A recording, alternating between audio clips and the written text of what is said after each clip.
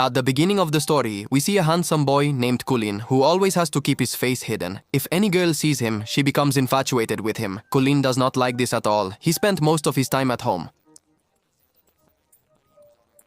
He is the youngest son of the Mas family, and this family was sculpted by God with good looks. Colin says that his elder brother Okis is also very handsome and is very famous on social media. He has millions of followers. Undoubtedly, it is because of his looks that thousands of girls are crazy about him, and Okis also helps people with dating. Okis's dad, whose name is Parker, is also known as Heartbreaker. In his youth, he dated 1,200 girls. Okis wanted to break his record, but when Parker met Jessica, everything changed. Jessica was also very beautiful, with a small mustache that made her even more attractive. Colin studied at home, but whenever he went out to get something, girls would line up behind him because of his charm. Girls would go so crazy that their noses would start bleeding. Colin's family had accepted that they were all very beautiful and that God made them that way. But Colin did not like this at all. Every girl wanted him because of his handsome looks. But Colin wanted a life partner who would love him not for his charm, but with a true heart. This is why Colin almost stopped going out. He was very intelligent in his studies, yet he did not want to go to school, and because of this, he had no friends. His mom, dad, and Okis were worried that Colin might go crazy due to loneliness. Some of his actions were strange too. He talked to fish and played games by himself. Okis says we should buy a cat for him. To this, his mother replies that it's not that simple. We have to send him outside so that he can learn to mingle with people and have a normal life. Parker says, what should we do to make him go out? I have asked him many times to participate in national sports, but he refuses every time. Okis says, I also tried to set him up on a date with my girlfriend's sister, but he doesn't pay attention to what I say. He asks Colin, what kind of girl do you want? Colin replies, she should be cute, kind, and understanding, and most importantly, that girl should not be interested in me.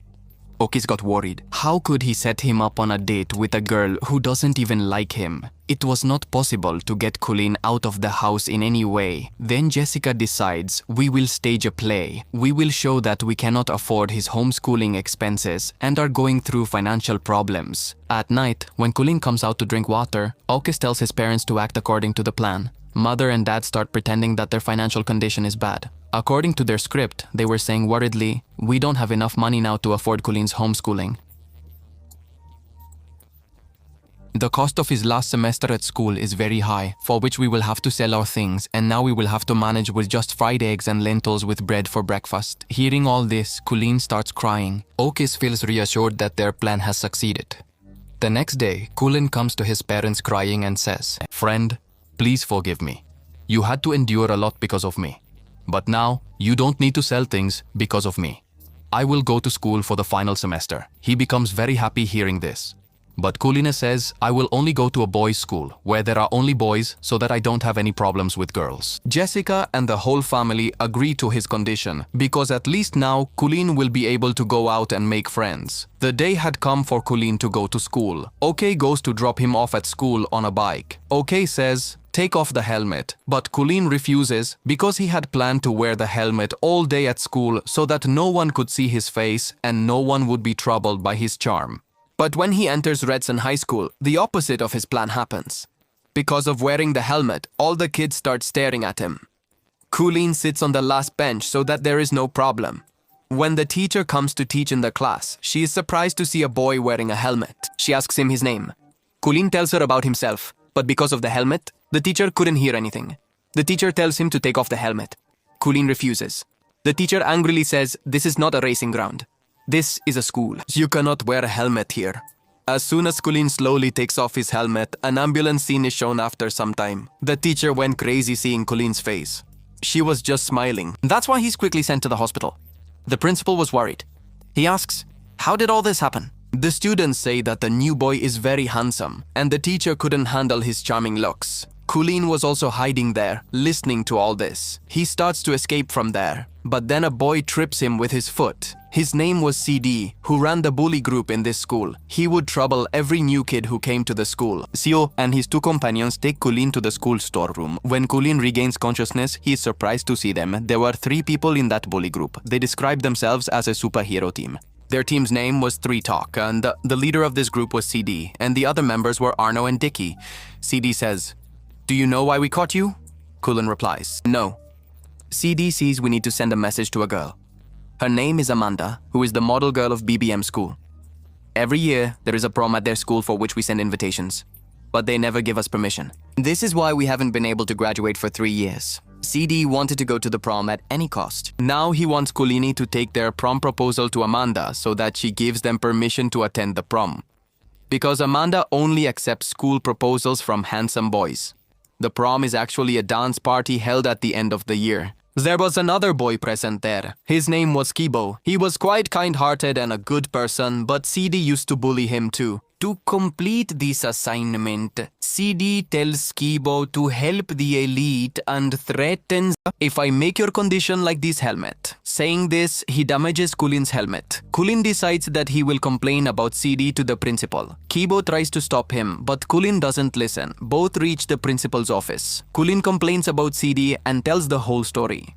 But the principal takes CD's side and explains that CD is his youngest son who has been failing for 3 years, and it's all because of the prom party. The principal threatens Colleen. "You have to complete this task for my son, or I will fail you this year." In the evening, outside the school, Kibo and Colleen are sitting. Kibo brings a cold drink for Colleen and says if we want to pass, we have to complete this task for CD. Colleen agrees. He realizes that Kibo is a very good person, and for the first time, he has found a true friend. This makes him happy inside. The next day, they arrive at Brain Beauty Manor, or BBM school, where the girls can tell from the smell that a boy has entered the school. It was a girls' school. All the girls gathered outside. They thought that Colleen was an ugly boy who came wearing a helmet. The girls started saying that ugly boys are not allowed in our school, and they began to force Colleen to take off the helmet. Slowly, Colleen takes off his helmet, and at that moment, his charm spreads all around. The girls are so attracted that in the very next scene, a tremendous blast is shown. Then we see TV news. The reporter says that because of Colleen's charm, the girls went crazy. Blood started flowing from their nose. No one had ever seen such a handsome boy until now. Some lost their senses in madness, and now everyone knew Colleen as too handsome to handle, meaning a boy whose beauty no girl could handle. Now we see Amanda. She is in the van during her shoot and sees this news. Amanda was the girl who had won the title of the most beautiful girl at BBM school. She was also a model. Amanda starts smiling upon seeing Colleen. She had now found the boy who could match her beauty, and she decides, no matter what happens, I will get Colleen. Due to this news spreading everywhere, girls started gathering outside the Moss family's house. Everyone wanted to meet Colleen. A large crowd gathered outside. The Moss family took advantage of this opportunity as well. Parker opened a ticket counter outside the house and started charging 25,000 rupees for Colleen's childhood memories and house tour. Jessica also began giving house tours to the girls, which brought significant profit to the family. Now we see Colleen.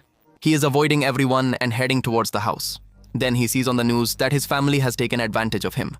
They are making money by giving house tours to the girls. Colleen's heart breaks. He feels that the family deliberately sent him to school. At that moment, the girls present there recognize him. Colleen tries to escape from there and reaches the roof of a house. He was disheartened, confused, heartbroken. He doesn't understand what to do now. Just then, he gets a video call from his brother. But when he sees that there's still a crowd of girls at home, so he says, "Brother, you deceived me," and hangs up the call. School decides to end it all and is about to jump off the roof when a girl named Raire, who is present there, stops him. She says, "If you want to die, then go ahead, but don't die in front of me." School is surprised to see her because his charm had no effect on Raire. Unlike the other girls, she wasn't crazy about his charm. The school asks her, "Don't you feel love when you see me?" Raire thinks he's crazy and walks away from there. But Corin's heart starts to beat. For the first time, she feels true love. But there were no feelings for him in Raire's heart. Now school goes to Bao's house, where Kibu's grandma welcomes him. She says you can stay here as long as you want. The next day, school and Kibi come to BBM school. They meet Amanda and give her the proposal file given by CD. Amanda pretends that she is not impressed by school's beauty. But as soon as the school leaves, blood starts flowing from Amanda's nose too. School sees his crush Raya, but the other girls surround him and he can't meet her. One day, Kibu and school were sitting together talking. Now, they had become good friends. Kibu takes school to play with him because Kibu liked a girl who worked at the shop. She was none other than Rire. Kibu introduces school to Rire, and school realizes that Kibu already likes her. Colleen feels that they are quite close. They often sit together for dinner and get lost in their conversations. Now Colleen starts feeling jealous. He can't sleep at night. He thinks that his brother Oke is a love guru, and maybe he can help him in this matter. So, Colleen sets up a meeting with him on a love website. The next day, they both meet at a restaurant. Oke was very happy. Tears of joy were coming from his eyes. He had wanted to give his brother love tips for a long time. Colleen's mom and dad were also present there.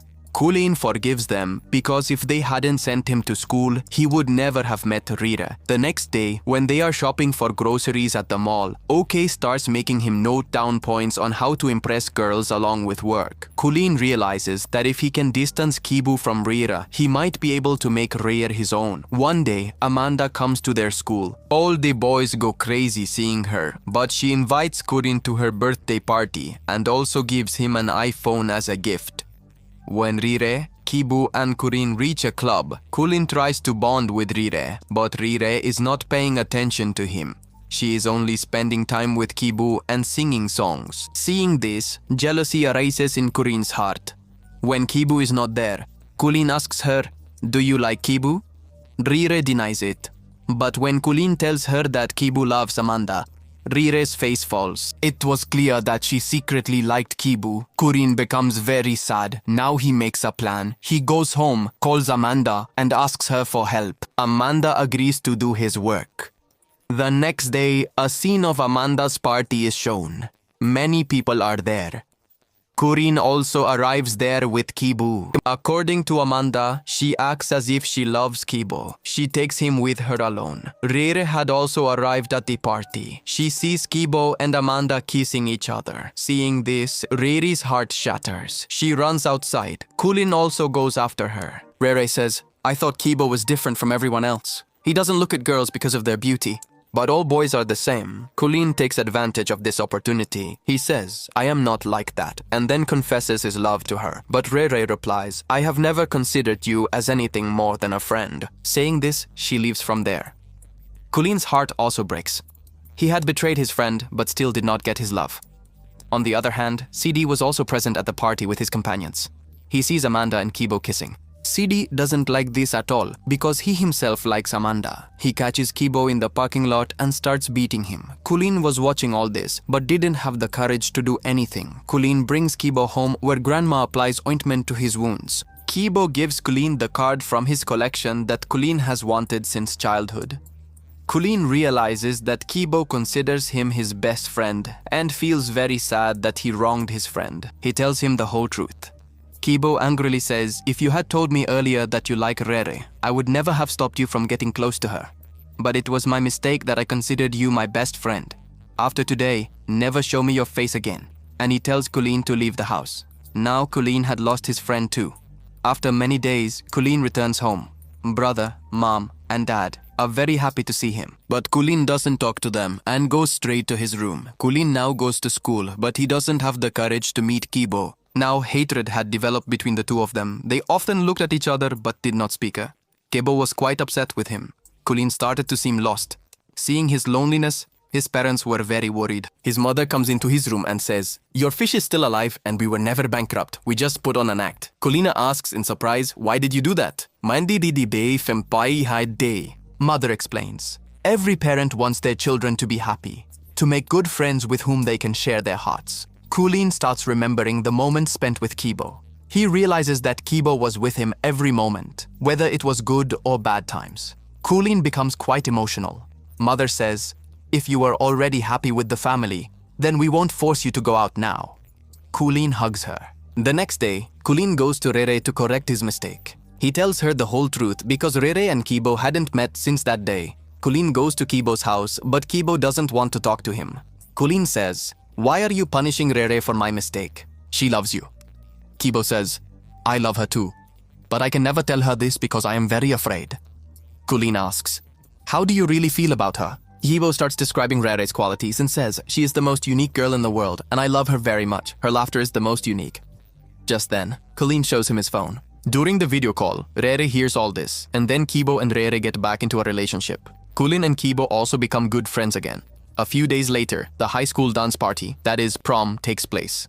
Colleen comes with Kibo. Kibo goes on a date with Rere. Both put on earphones. Rere and Colleen start dancing with each other, and both are very happy. Colleen dates Amanda. Because of Amanda and Colleen's beauty, they win the title of prom king and prom queen. But Colleen's heart still beats for Rere and he smiles at her. If you liked the video, please like it, share it with your friends, and subscribe to the channel for more fun content like this.